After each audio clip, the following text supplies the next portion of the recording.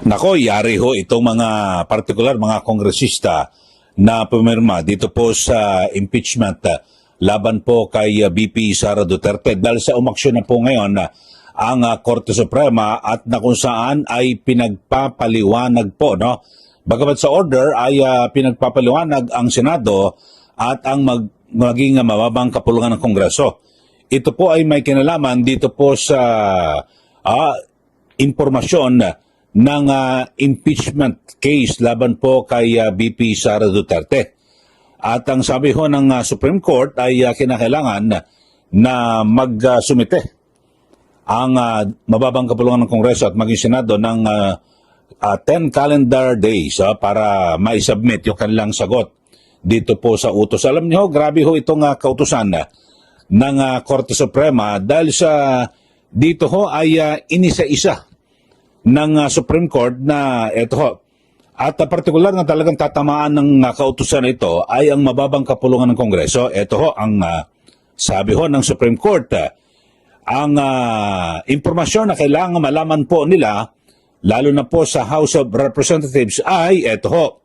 Sino ang nagprepara ng draft ng articles? So, yung articles of impeachment.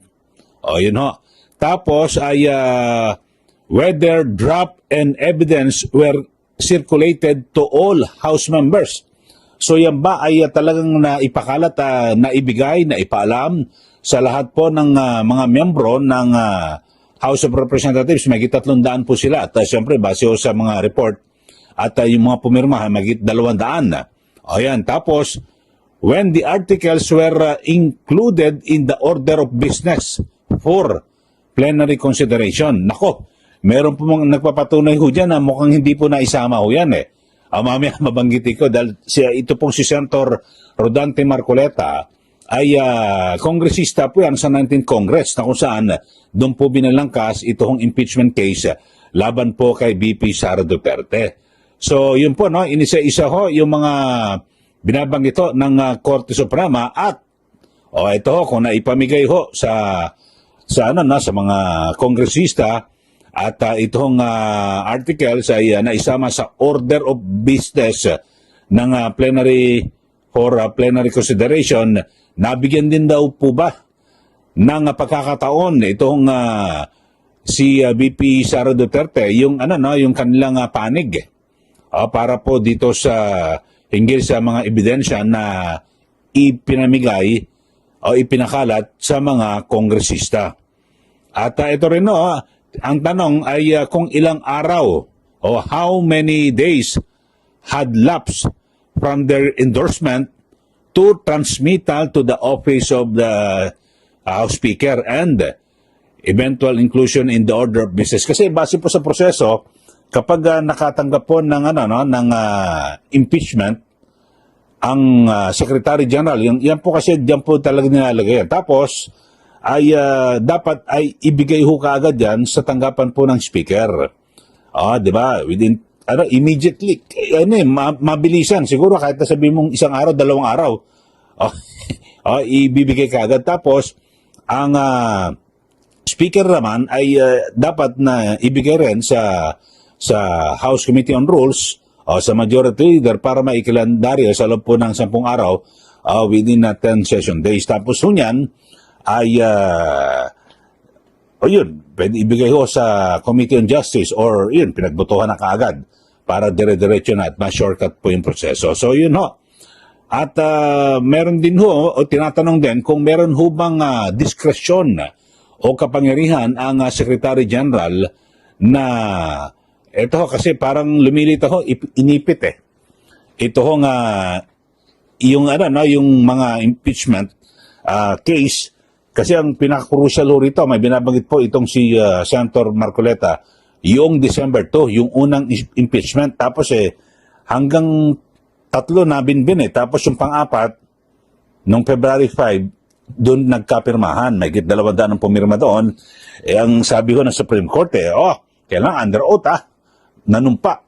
Yung mga kongresista na kung saan ay dapat patutuhanan po nila na bago sila pumirma, nabasa ho ba nila at naintindihan? Yun ho, nako, maliwanag ho ito mga kababayan. Mukhang dito ho, Ito, alamin nga natin, siguro mas maganda at ako, pinagbabasihan ko lang rito, yung nabasa ko na order ng Supreme Court.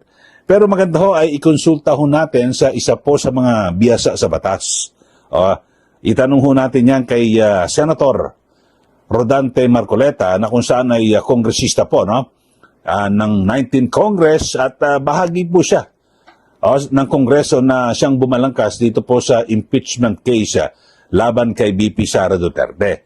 So ito, ang gandahan paliwanag niya kasi siya ho magpapatunay at mukhang delikado. Mukhang yari ho rito yung mga kongresista. Ito, pakinggan ho natin Ito ho. Dalawang bagay ang tatamaan dyan. May relasyon sa una, yung tinatawag na violation of one-year ban rule. Okay. Makikita mo dyan, kaya inisa-isa, in-itemize ng Korte Suprema, yung pangangailangan na ibigay sa kanila lahat. Under oath, Opo.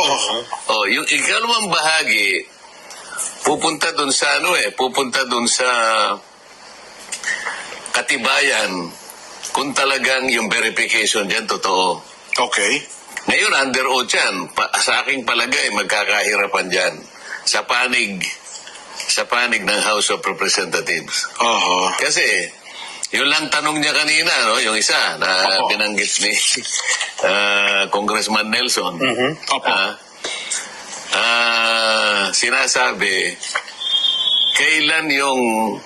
kailan na nailagay sa order of business yung unang tatlo na in-endorse na impeachment complaint na isinulong ng private citizens. Ang pinag-uusapan dito, Jen, yung December 2, in December 4, at saka in December 19.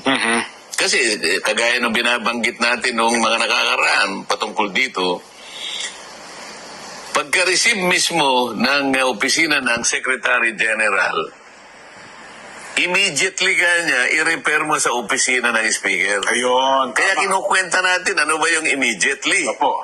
Sa lalong madaling panahon Sa dapat. aking pagkakaalam, sa mabilis na paraan, sa madaling pagkakataon, ano pa yung ibang synonym ng immediately? Agad-agad. Agad-agad. Opo. Karaka-raka. Karaka. O yan. Di ba hapon Opo. yun?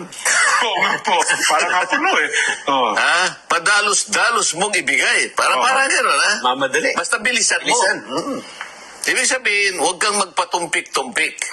Huwag mong tatagalan. Huwag kang kukupad-kupad. Yun ang ibig sabihin nun Immediately. So, kailan mo ni-repair? Kaya meron siyang tanong dyan, binabasa ko meron ba kanyang discretion? Yung Secretary General, para yun ay kanyang ibinbin. Oo nga pala, Kanyang Kailan itatransmit? ipitin muna. Oo. Parang tutulugan niya muna at hindi niya muna ibibigay sa opisina ng... Oo nga. Kasi parang inipon niya muna, Sen, di ba? ang sagot doon, hindi. Wala kang discretion. Walang kapangyarihan yung SecGen. Ang SecGen is the highest administrative officer of the House of Kamara. Representatives. Okay. Wala siyang discretion. Opo. Ang kanyang trabaho is ministerial in character. Ano ibig sabihin? Kung ano yung nakalagay doon, yun lang ang gagawin mo. Katibayan yun ng rules ng rules ng impeachment Pinagtibay yun Opo. Hindi basta-basta yun. Hindi mo po pwedeng teka muna, bukas ko na ang ibig sabihin ng immediately, kaagad mong ibigay. Opo.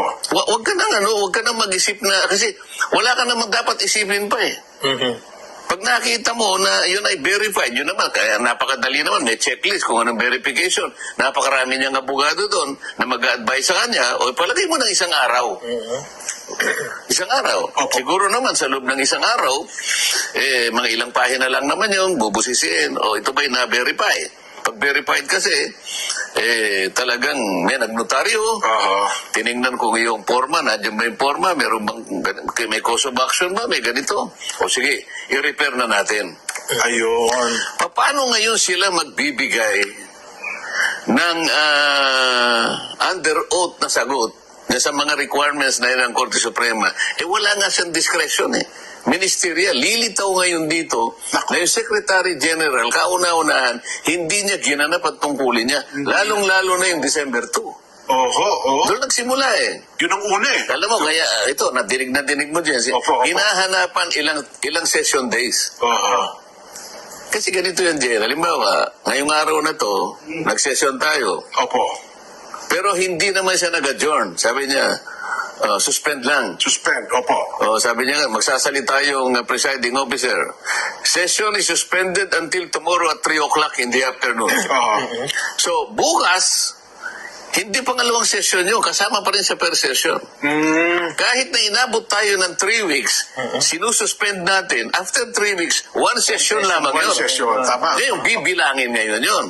Ngayon, alam ko merong isang session doon na nagtagal talaga. Kasi makikita mo yung tagal, kunin mo yung journal. Ayun, doon makikita So, yun. kapag ka nakita doon na bakit kinakailangan ninyong isuspend? Kasi technique ito eh. Tingnan ninyo, 3 weeks kayong nag-session pero it is only considered as 1 session day. Ibig sabihin, pinatulog. Oo. Tama. Bibilangin.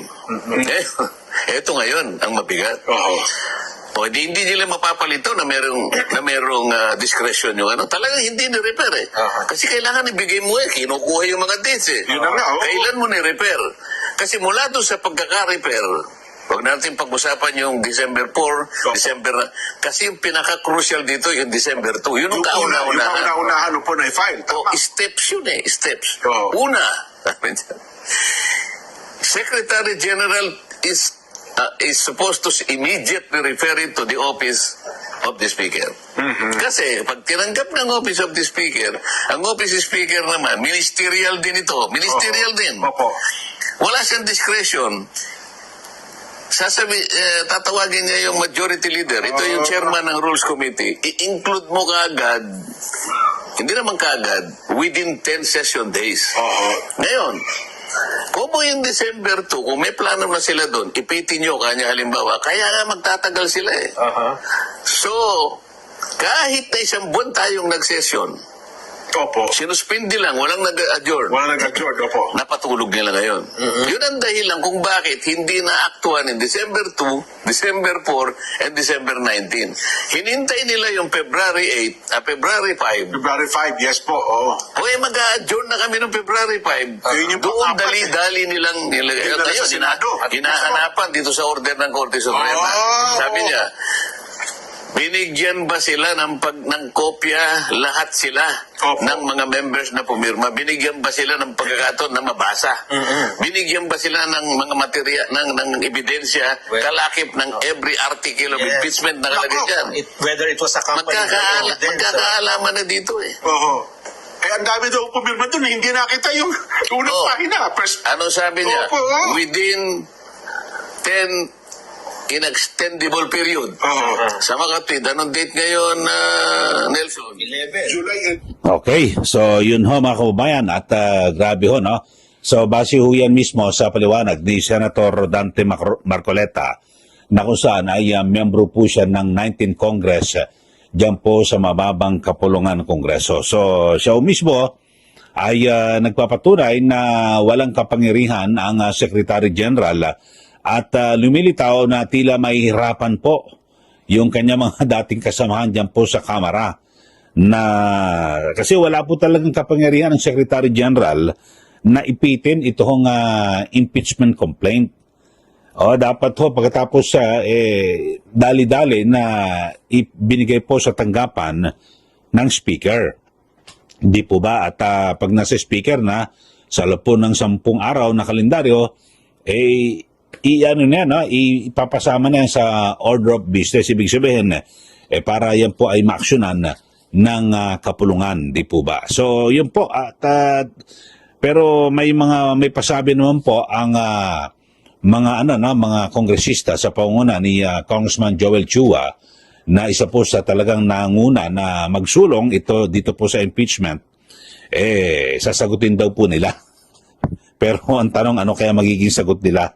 Alam nyo, lalong namimiligro ngayon. ito hong impeachment case laban po kay BP Sara Duterte. Ano kaya ang sasabihin nito na mga nagmamagaling, yung mga nagsasabing sila ay legal expert, na kung saan ay minamadali ho nila ang Senado na aksyonan ito hong impeachment complaint laban po kay BP Sara Duterte. So tama ho pala ang Senado na talagang dapat ay tiyakin muna. 'Di ba? Sabi ho ni Senator Alan Peter Cayetano na alamin muna yung jurisdiction at tiyakin ba. Kaya butit ipinabalik ho yan ni Rimande. Dahil sa pinapasertifikan. Sabi po ni Senator Alan Cayetano, ang sinasabi na dapat na sertipikahan yung detalye. Kung ano nangyari sa December 2, December 4 at December 19, yung naunang tatlong impeachment. So parang yung sa sinasabi ho ni Senator Cayetano ay tumutugma dito po sa naging kautusan ng Korte Suprema.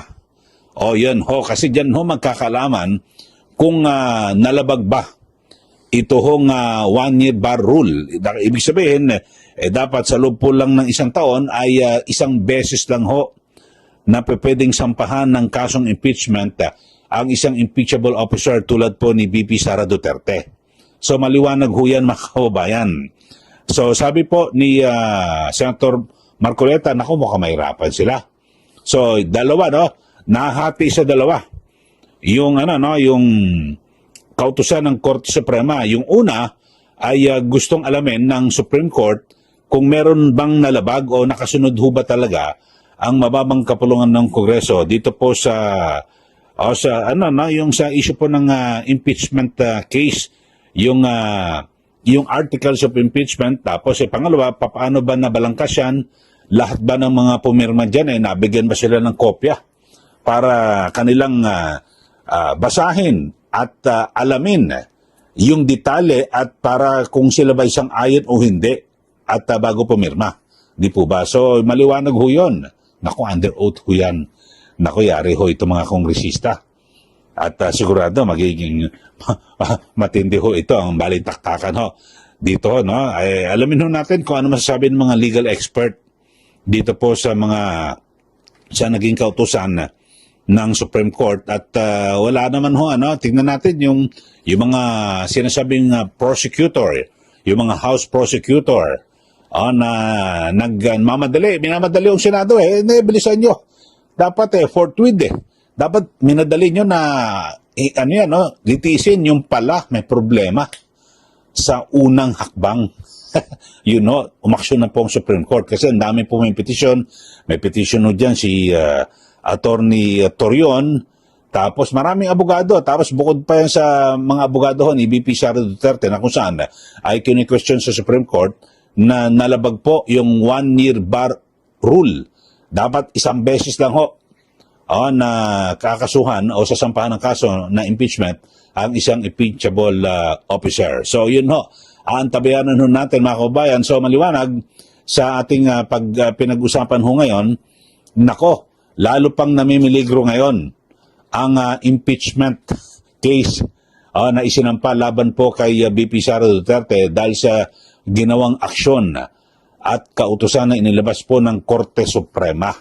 Ayon ho, at sabi po ni Senator Marcoleta, nako, mukhang mahihirapan at delikado, baka hindi makapag-comply itong House of Representatives na dati niyang kinaaniban dahil sa yung mukhang may question dito ho sa naging hakbang ng Secretary General na hindi agad ibinigay sa tanggapan ng Speaker yung complaint. Tatlo ho yun Tapos pangalawa, yung lahat ng mga pumirma nabasa ba? Alam nyo ho, may mga nagsabi po, nagtalumpati pa mga kongresista, hindi po sinabi niyang nabasa, kundi na sila po ay napilitang pumirma dahil sa iipitin ng kanilang pondo. May mga ganun ho Mismong itong si Congressman Toby Chanco, sabi niya ho may mga kongresista na napilitang pumirma dito po sa impeachment complaint laban po kay BP Sara Duterte dahil sa takot na ipitin yung kanilang pondo. Yun. Ano ibig sabihin nun? So, wala nang basa-basa. Basta't pirma. Pag hindi ka pumirma, yari ang pondo mo. Parang ganun lumilitaw. O, yari na. O, abangan natin. Mga kababayan, ang magiging tugon ho rito ng mga napakagaling na mga kongresista o nagmamadali. At aabangan ko rin ho, mga kababayan, kung ano naman magiging paliwanag dito na mga nagpapakilalang mga legal expert. O, dito po sa isyong ito, minamadali nyo, yung pala, kumbaga sa yung pala, may tama pala. O, may damage pala. O, itong impeachment complaint na inihain nyo sa Senado. Okay?